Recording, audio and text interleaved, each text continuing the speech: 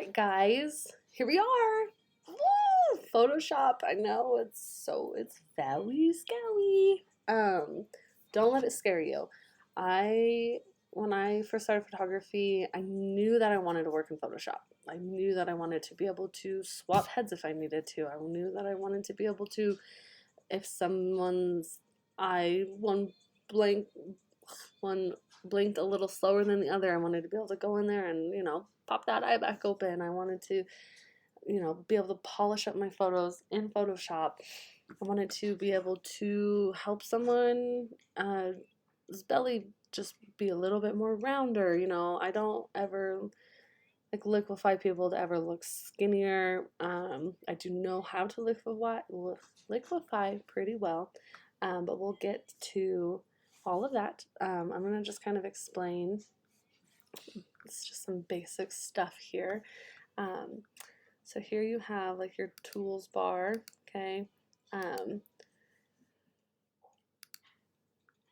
There's your move tool if you cut your stuff out. Sorry. That's just another like clipping mask. You have your lasso tool so that way you can draw exactly where you want it to go. Your object selection tool. It's pretty cool actually.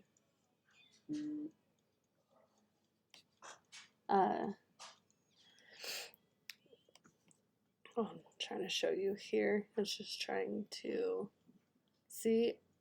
So this is like exactly what Lightroom does, where it captures your people where you have them, right? Really remember this tool when you are doing any type of like head swapping or any type like that. Then you can click on your subject and where you want it to go. Here's your crop tool. I normally, like 90% of the time, I don't crop in Photoshop. I crop in Lightroom before I bring it over. Your frame tool, your dropper, your spot healing brush, just your brush tool. This one's got your clone stamp tool and your pattern stamp tool. This one's got a couple different ones too. So it's got your spot healing brush tool, patch tool, content aware move tool, red eye tool. I've never used any, to be honest with you, except for the spot healing brush. So this is, I want to explain something really fast, that this is like my basics of Photoshop. Somebody else that you might take a mentorship down the road or have taken one from before, they might use way different stuff in Photoshop than I do, and that's totally fine. We all edit differently. We all do different things with our photos, and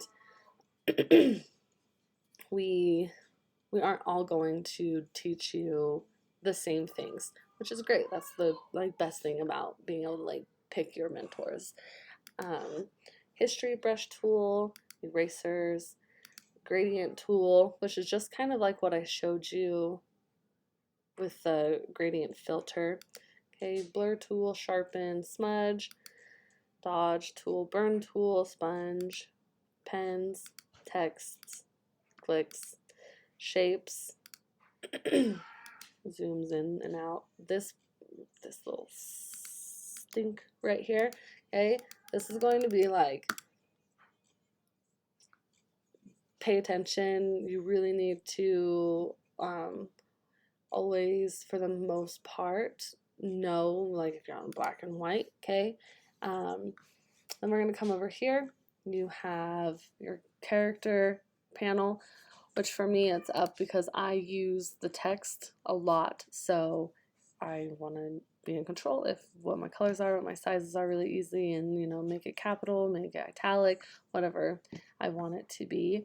Then over here we have our properties. I don't use this one a ton. It just tells you, obviously, it's going to tell you that it's smaller, and I don't want to do that.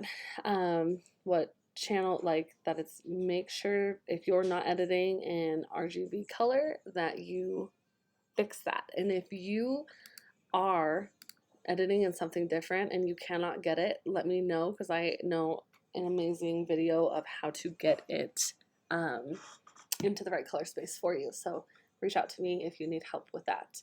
And then our adjustments right here. So we've got brightness, contrast, levels, curves, exposure, vibrance, hue, saturation, color balance, black and white, photo filter, channel mixer, color lookup, invert, posterize, threshold,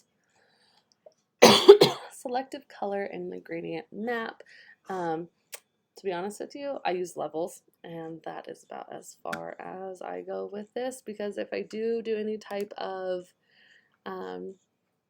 brightening, I go to my camera raw filter because I want to be editing it where I can see. And I'll open this in a minute. So the camera raw filter is basically what you see in Lightroom, just in Photoshop. So then down here in this panel, you have all of your actions that you upload.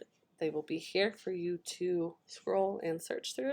And remember, on my last video, like I said, I'm going to do a couple videos about how to install your actions and presets and brushes and stuff like that. So these are super simple to use. Let's do one that's pretty dramatic so that way you can see. Let's do the Rockwell. So when you want to use an action, you're going to click on it and then you have to press play. Okay, a lot of times this won't come up where it says you need to flatten your image. I will explain that to you in a minute if you don't know what that means.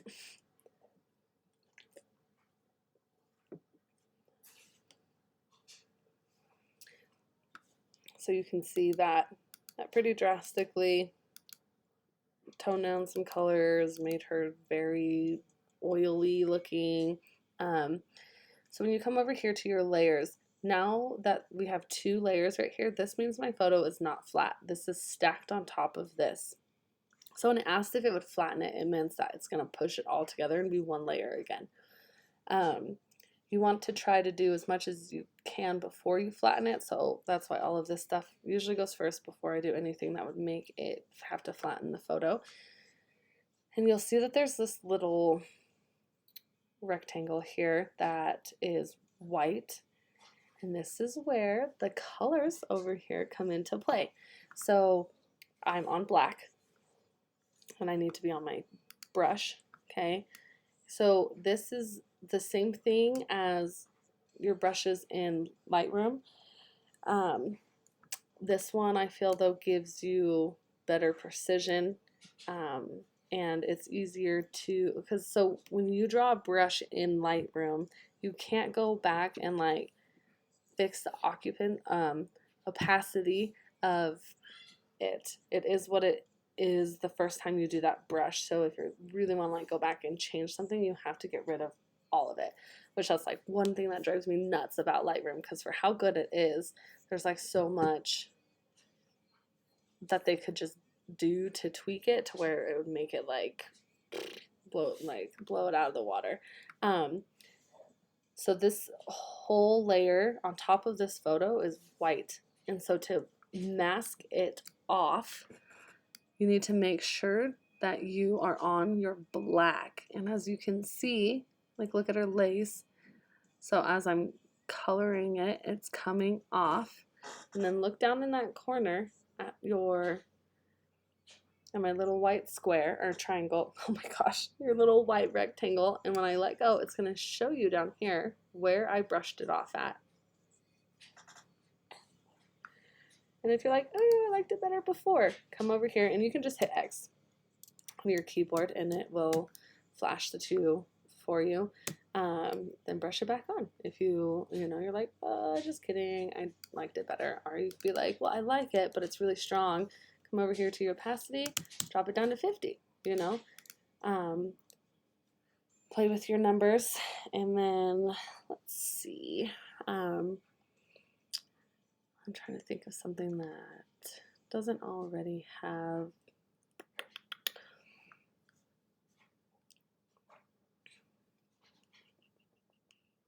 So I'm just should speak while I'm thinking. I'm trying to find something that doesn't have one of these that just pops up for you, so that way I can show you how to make it to where you can mask it off yourself. So I'm just trying to, so we're going to come down here and we're going to duplicate the layer, because you don't ever want to edit your background. You always want your background to be locked and secured, so you're not actually doing anything to this file. I like to do this when I'm doing a gradient tool. Okay, so let's say I want the sky to be, let's do more. I double clicked on that, you guys. Double clicked on the white to bring up my color picker. Okay, and let's just say I just want it to be a little bit darker. Start off the page a little bit, and I'll show you why. I'll redo it for you in a second. Okay, bring it, and then I'm gonna, to undo is Command Z.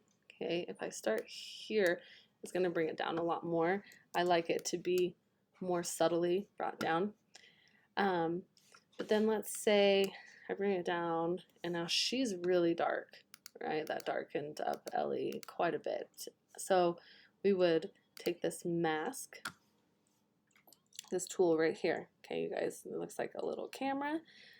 You're going to click on that, and now you have the ability to, whatever you just did to this layer, to mask it off.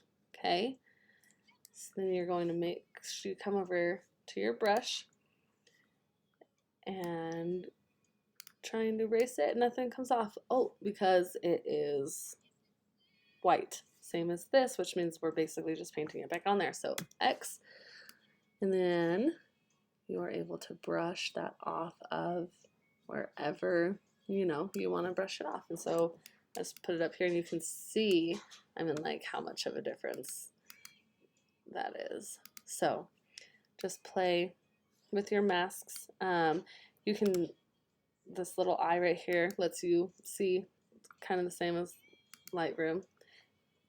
And then if you want to flatten your image to make it all compressed, click these little bars right here, and you'll go to flatten image. I have mine where it's got a shortcut. It doesn't naturally, I don't know if naturally is the right word for that, but it doesn't usually come with one. So I'm going to show you guys how to do that really fast, because commands in here really save me so much time. So you're going to come up to your window, and you're going to go to workspace, and you're going to go to keyboard shortcuts and menus. Okay, if you have like portraiture, you'll find that under your filter right here. Okay, and then you come down, so I have noiseware and portraiture, and I put in my own controls. So normally, like looking at offset, there's nothing here. You'll just click on it, and then you put in whatever shortcut you want it to be. Okay, and then you just hit OK, and then you follow those. I like to have one for portraiture because I use it on like every single photo. Now let's go to the brush tool, or the spot healing brush tool. Like I was talking about in Lightroom, I don't like to do any spot healing in Lightroom at all. I just feel like Photoshop's is way more advanced than Lightroom, and I don't have to tell it where to go. It's pretty smart, and we'll just grab it itself. So I come over here, and I'm like, I don't really like the way that that brown looked right there, so I just told it what to do. It brought a weird little just piece of purple over here, because their computers, guys, there's going to be some things, and I, got rid of it. Then there's also the clone stamp tool, which is basically exactly what Lightroom is, where you pick where you want your source to come from. So to size down your brush without having to come up here, because this is the worst, and size down your brush, keyboard shortcut is Option Control. You click, and then you slide it to the right to get bigger, or slide your mouse to the left to get smaller, up for your hardness to get softer, and then down for it to get hard. I never have my brush like at full hardness ever. And then you're going to click your option and say, oh, I like this little like piece of snow that's peeking through, and bring it over here. Okay. It's great. You can just go from anywhere and put something where you want, you know. Obviously, that doesn't look great. I'm just giving you guys examples. So, showed you the gradient tool. Make sure that, so look up at mine here, because if you haven't ever touched Photoshop, it's going to be, I'm trying to think what it, maybe normal is what it does, but so make sure you're on linear burn, set your opacity down, get the transparency on, and you're clicked. I mean, any of these really work from what I remember, but I never touch mine, ever. And then choose your colors, and really you can do any color. Like, maybe throw some pink in there, and then it's just gonna pull a bunch of purple because of how dark it is up there already. But it's the gradient tool is a really good tool to have if your sky has no color. So now let's come over here to history. This is really cool, and I love this. You can see where I did all my gradients, my clone stamps, my spot healing, where I flattened my image, layer, where I went back and forth between opening and showing you like the difference between them, where I did my last gradient filters, almost as far up as being like, oh, I want to come like back up here where we were doing Rockwell. It only does go so far, so you have to be careful, like if you're like wanting to really like double check things, because you can only go back so far, and then at that point, if you needed to go back further than say here, you were just gonna have to restart. So that's one thing to be careful about. Let's look up here. You have your file, which has, you know, just your normal save copy, export, your editing, and I'm going to show you this content aware fill. It is a lifesaver for a lot of things, modes, adjustments, autotone, image size is something that you will see me use a lot, but I use this shortcut. I constantly, if like there's an image that I love, I size it down for Facebook and Instagram and stuff like that. Your layer masks, new layer fill, your type, your select, your filters, which is like your liquefying. Let's play with this one a little bit. So open your liquefy. Liquefying is hard. It takes a lot of patience, because like you're gonna just be like, oh, and it moves so much. So like if you liquefy people, there's a good chance that they're gonna know. Don't ever do it without letting them know you're gonna do it. It's not fair to like, you know, manipulate people's bodies and stuff like that without them knowing. This is something pretty cool. So she, obviously we can't see like her whole face, but if there was like a newborn baby, you could click over here onto the face tool, and if they were like just the perfect straight on face, you know, you can give their lips a little crease to make it look like they're smiling in the photo. You know, you can make lips bigger, eyes wider. It's like the liquefying section is crazy, and definitely something that I have mastered pretty well, just because it was fun for me to learn and practice with it. So definitely, I mean, take some shots of yourself and then just have a heyday and go crazy. I want to bring this back up here because I don't want that sky to be so dark.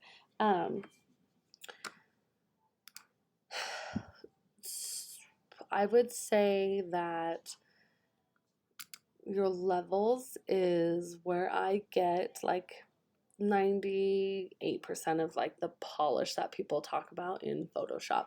And you can mess with it to get your exact one. I have 2 actions down here that I have made myself for this. And This is going to make your your like darks a little more, give it a little bit more contrast. This is going to do like up your highlights or bring a little bit more contrast into it. And then this helps with your highlights as well, but it does it in a way, I don't, it's like, it just does it in just like the most perfect way. So I usually bring this down, that one there, and this one's usually about 247-ish is where I normally have my stuff at. But it's nice because it brings it down here and it already puts it in a mask for you. If you did need to mask it off of something, normally I don't though. But look at the difference in just where it makes all the colors and everything. It makes her pop off so much more from the pavement. This is like, I swear when people ask like what my secret is, I'm like, it's levels in Photoshop. It's amazing. And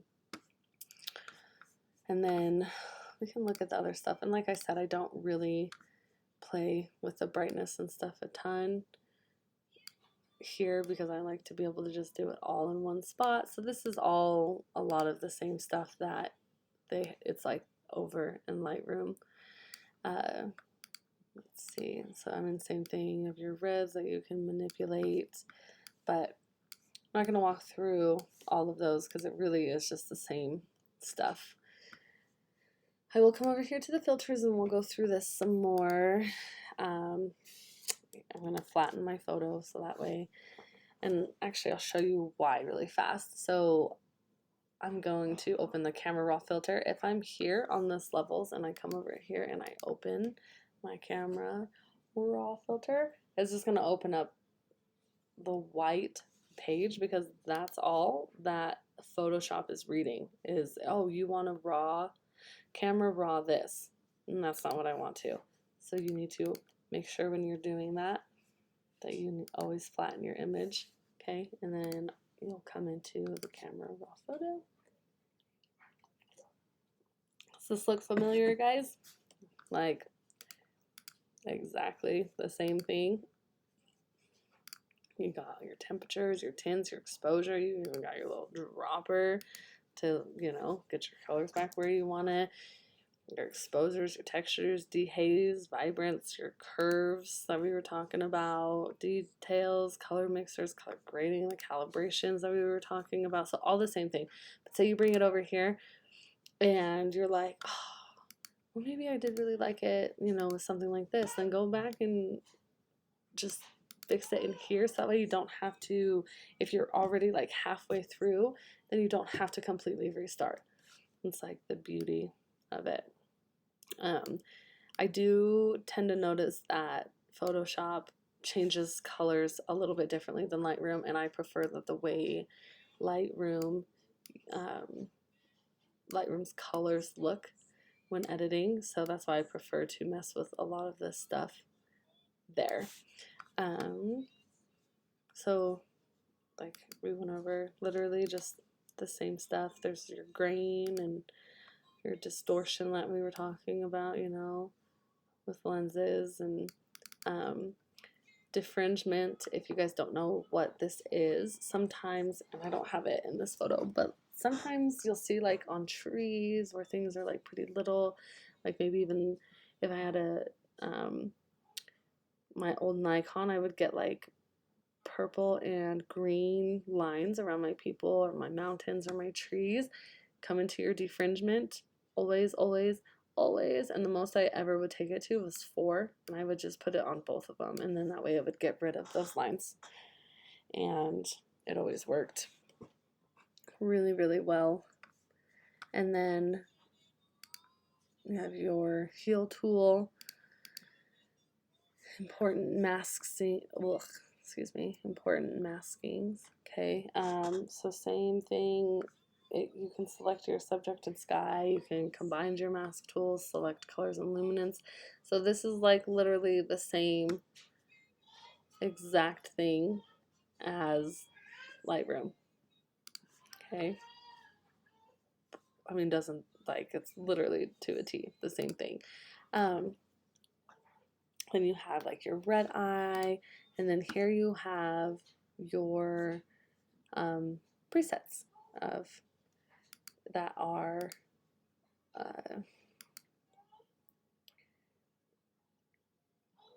that can be used in Photoshop, because Lightroom presets cannot be used in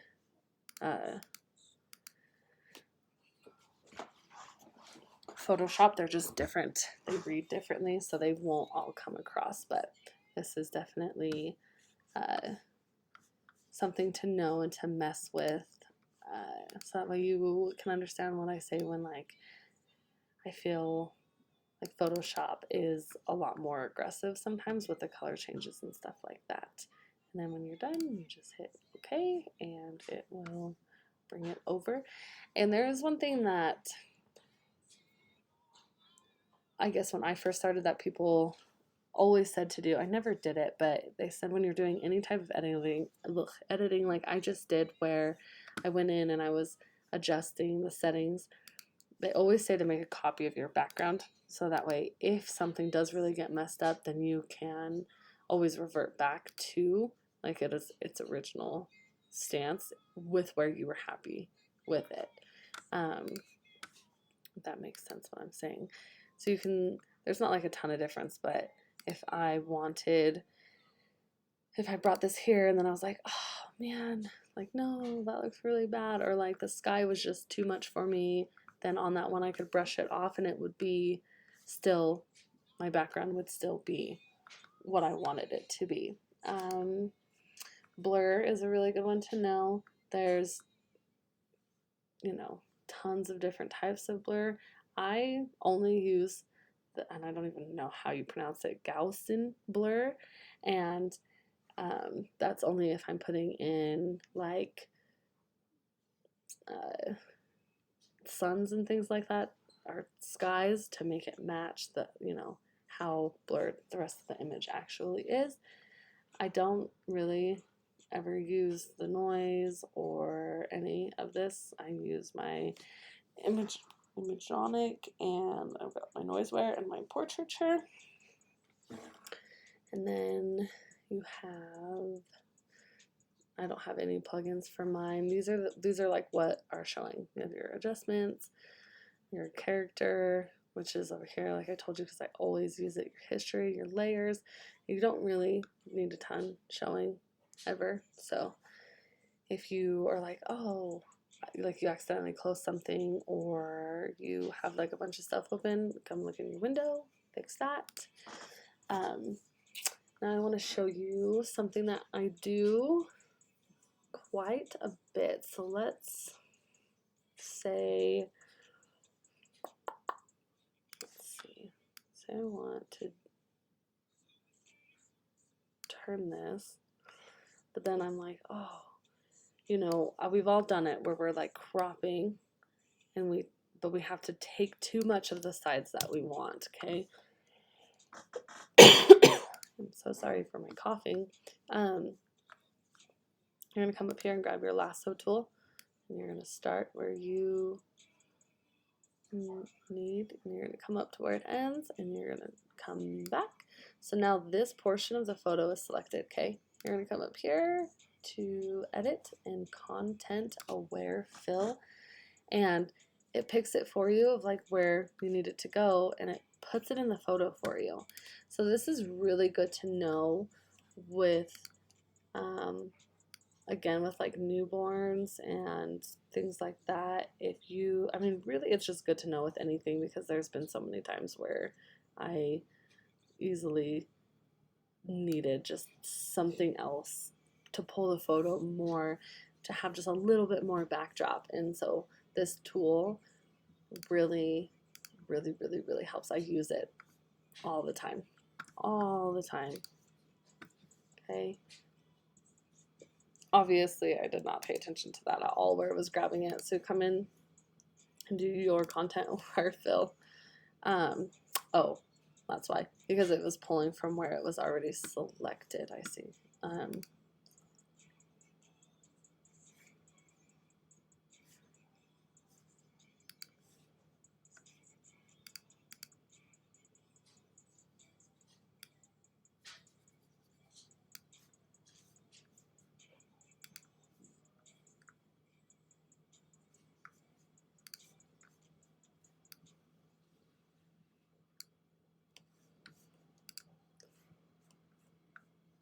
Oh, duh. Okay, sorry, you guys. Like I said, new with ugh, this is not new, something I've been doing for a while. But remember where I talked about how we needed to like flatten our images? It was pulling to try and do this just from that little section that I did. So there you go, not following my own rules. So flatten the image. So now it's selected, and it should be selected on all of it. So let's give this another shot. And now it should pull from more, see? And then it puts it in there for you. Select, and it's a crazy tool and so worth utilizing. So that's definitely one to remember, because I know that we all will take a photo just into, and then we need to tilt it and to get like the land or the landscape correct, and then we don't have enough of the photo left. This will help you bring that back. Okay. Trying to think what else I really use in Photoshop. Write these numbers down. So to make your image size, what you need for Facebook, you always go with whatever side's longer. So obviously, because this is a landscapes photo, so this is longer, but you're gonna go 2048. Okay, this is the magic number right here for Facebook, Instagram. You can see how much smaller it made the photo. And then you're going to save. I just hit Command Shift S, and I have a folder that just says like me 2022, and this is where I keep photos that I have sized down just for me to use and give them, their rightful names. So practice, and then I always save as a PNG. This is easier on the photos. It doesn't make them as small, and make sure your always embedded color profile is selected. If it's not selected, so let's save one with it selected, and then let's save it one more time without it selected, and we'll call it practice 1. Okay, and then I'm gonna come show you. So let's go down to practice right here. Oh, did I not unclick it? Let's see. Hold on.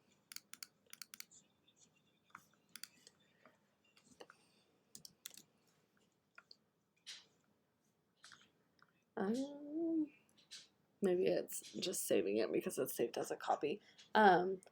If you don't click the embedded color profile, your colors will look really, really dull, and there won't be like this one right here, how there's not a lot of vibrance to it. They will look, I don't even know how to explain it. They'll just look like somebody literally stole the color from it. Nothing will be vibrant about the photos, and then you know that you forgot to click that, okay? But this is how you want to save it for Facebook and Instagram. And then that's really about it for like what I use. Let's do this. I will show you guys. The hard thing about this is like I'm not editing right now, so you guys will see as you watch me edit, how I throw in my sun rays and things like that. And this is off of my hard drive. If you guys are not saving your stuff onto a hard drive, you absolutely should be, because there's things that just happen. Okay. I want to do one that's kind of obvious. Let's do this one. Okay. I always just drag mine in and plop them in. I know people click fancy things and click to add them. I just grab it and put it into the photo, and it usually just does great.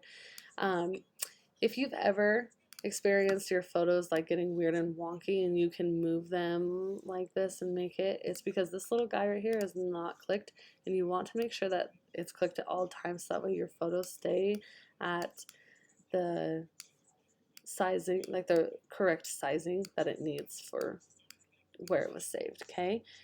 So now I've got this crazy sun ray in here, and it's on this big old black background, and obviously looks terrible. You're going to come over here to this tab, okay, the blending mode for the layers, and then you're going to hit screen, and you will be able to see through that black, okay, and bring in your sun rays. So obviously, like I was talking about before, where I said I only use that blur for my sun rays. Obviously, the sun rays don't match because the background is super blurred out. So you're gonna mess with your pixels here, and bring it up as high as you need to, like to get the blur that you are expecting from your photos, and put it in there. And then the nice thing about this is now you can mask this as well right here.